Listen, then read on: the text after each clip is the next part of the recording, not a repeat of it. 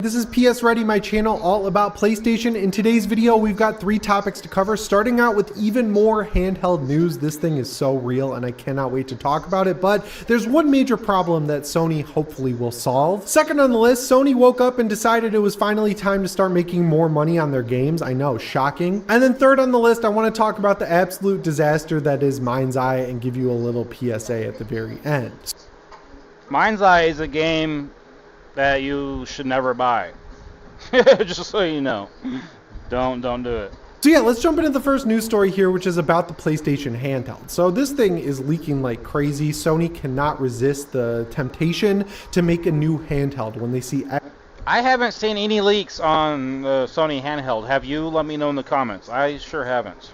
Xbox working with Asus, when they see Valve making a Steam Deck and hopefully a Steam Deck 2, Nintendo Switch absolutely cleaning up with the Switch 2, it makes too much sense to make a handheld to not do it. And everything seems like it's lining up absolutely perfectly for this thing. They're working with AMD on FSR4 to make it work like PSSR, which will also improve PSSR across the board. And that's great for a handheld because, you know, you're going to have to use some upscaler tech to actually get these games running appropriately on a handheld. I love all these videos of people showing games like Cyberpunk on the Switch 2 or even Metroid Prime 4, and they're like, look, this thing's native 1080p, or look, this thing's native 4K. And it's like, oh, my sweet summer child, you have not been around with real gamers playing on PlayStation 5s or Xbox Series X's or PCs like the Steam Deck for a while. You don't understand that these games are not natively running at anywhere close to 1080p. At the very most, they're running at like 560p and upscaling.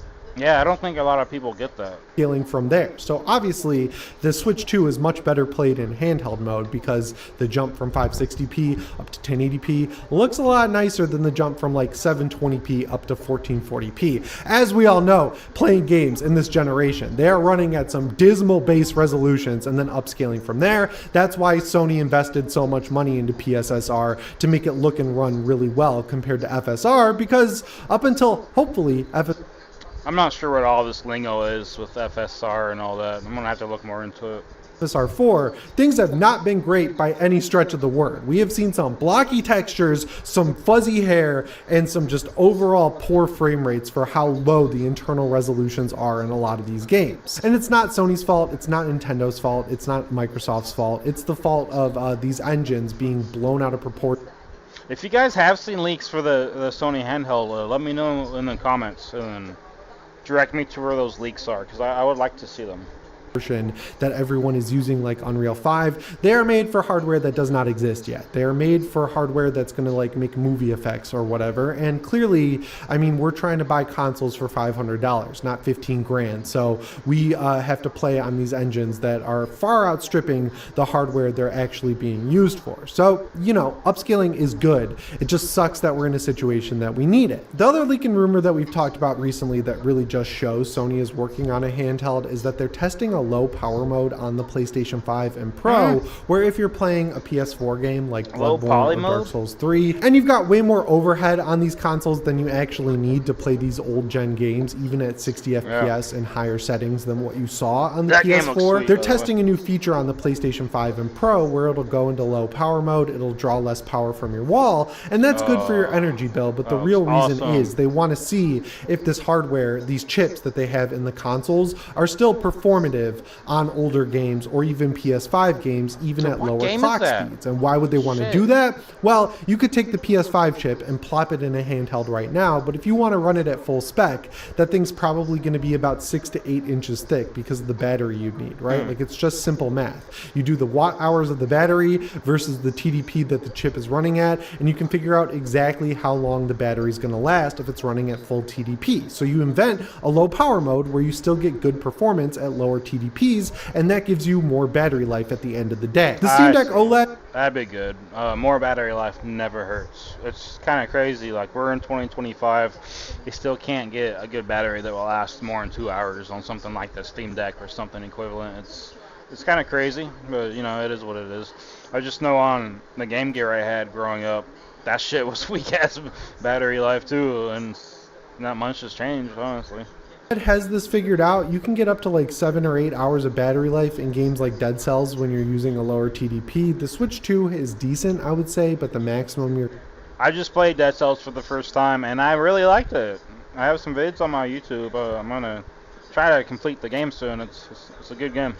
You're going to see is like 3 to 4 hours, because even though it's running at a pretty low spec, the battery is pretty small, right? Like, it's a thin device. You're only going to get like 2 or 3 hours at most out of the Nintendo Switch 2, but thankfully this is something that can improve over time, like what we're seeing on the PS5 and Pro. So yeah, they're going for a low-powered PS5, which means the bread and butter for this handheld is going to be 30 FPS PS5 games using PSSR or hopefully FSR4, or if you're playing older games like from the PS4 era, 40 FPS is probably going to be the sweet spot, but you could definitely see some 60 FPS titles. So everything is really good in that camp. But there is one problem that handhelds as a whole have, and that's that they're always going to be a generation behind. Like when the Steam Deck came out, it was running PS5 games okay, like not amazing. You had to lower the settings a lot.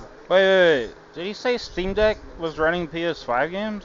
What? Steam Deck came out, it was running PS5 games okay, like not What? Since when? not amazing. You had to lower the settings a lot to get even 30 FPS out of these games, and you had to run FSR in performance mode. But if you were playing PS4 games like God of War 2018, you could run those at PS4 equivalent settings and get a rock solid 30 or even 40 FPS, and that's clearly what Sony's going for in the future. They want it to natively play PS5 games, PS4 games, hopefully PS3 games, PS2, PS1, and PSP games. All of those, it'll run laps around those games because it's going to be future hardware. Like, it's going to line up with the PS5 generation in the same way that the Steam Deck lined up with the PS4 generation. And then they're probably hoping that for PS6 games, you'll use the PS Portal tech and stream them from your console. But how awesome would it be if they could get some breakthrough tech going on where they could actually run PS6 games natively without sacrificing graphical quality to get decent performance at a level of like 30 FPS. Obviously, this is a really tough ask. I mean, if Valve can't do it with PC tech, it's going to be pretty tough for Sony to do it. I'm sure it's possible. Like, you can buy Ioneo handhelds that run desktop chips. They're, of course, very thick and have huge batteries in them. But if it's Sony making it, they're not going to do that. They're going to want relatively thin hardware that looks like mass consumer ready, right? It's not like desktop PC level, because it's got to be made to be sold at a scale of like tens to hundreds of millions of people. But with all the gains that we've seen in FSR and everything like that and other upscaler tech, I could totally see a future where, you know, they have a mid-gen refresh of the PlayStation Portable. Like, they do a version that's a little bit stronger a couple years in, kind of like how the ROG Ally does. I think that's what they're gonna do. And I'm here for it. I get it. No questions asked. Sony makes good handhelds. I wish they didn't give up on them. The ROG Ally came out with the Z1 Extreme. Looked and ran pretty decent. It's a little bit better than the Steam Deck. And then a little over a year later, they introduced the Ally X that addressed a lot of the concerns, like frying your SD cards, because that was a huge problem with the launch ROG Ally. It also became slightly more ergonomic. It had better battery life and slightly better performance. And then now we're getting the Xbox Ally, which is going to use the Z2 Extreme chip, which is pretty decent. It's going to be able to push 1080p, but I'm hoping whatever we get from Sony is even better. I think Sony is just weirdly primed to finally have a handheld that can perform in the space of console gaming, where, you know, you're going to be able to play your PlayStation 5 games on the go. Yeah, I think it's going to be legit. I think when Sony makes their handheld, it's going to be the best one. I can almost guarantee it. And we'll see how the Steam Deck 2 comes when that hits. If it comes out. We'll see. And get good performance and transfer your saves and play the same game you bought on your PlayStation 5. And ultimately, they're going to want to do that because that's what keeps people engaged, core metric engagement in the PlayStation ecosystem. But man, if they could solve that one major problem of not being a generation behind, it would really be the best handheld ever. I don't know if they can do it, but if they really want to be impressive out of the gate, that's exactly what they should be working towards. But speaking of Sony making smart moves, let's talk about how they woke up and decided to start making money again. So we're going back over a year when Helldivers 2 came out on PC and PlayStation. Helldivers! That reminds me, I'm going to play that tonight. And I haven't played since release pretty much. I unlocked everything and got bored because I unlocked everything. But I heard there's a bunch of new updates. I'm excited to jump back into 5, it. and they tried to introduce PlayStation Network as a mandatory login on Steam. Now that didn't go very well. I see the thinking that they had where they said, well, Xbox makes people log into the Xbox network when they play games on Steam, even though you like get no material benefit from it. You can get achievements, you can see your friends list, you can do a couple other things, but all the core things people want, like save transferring with their Xbox console, even though you're logging in to your Xbox network. Before I forget, who are watching now is psready. His link to his channel is in the description. Make sure to give him a like and a follow. He has another channel too, Deck Ready, I think it's called. All of his content is good. I get a lot of my news from this guy.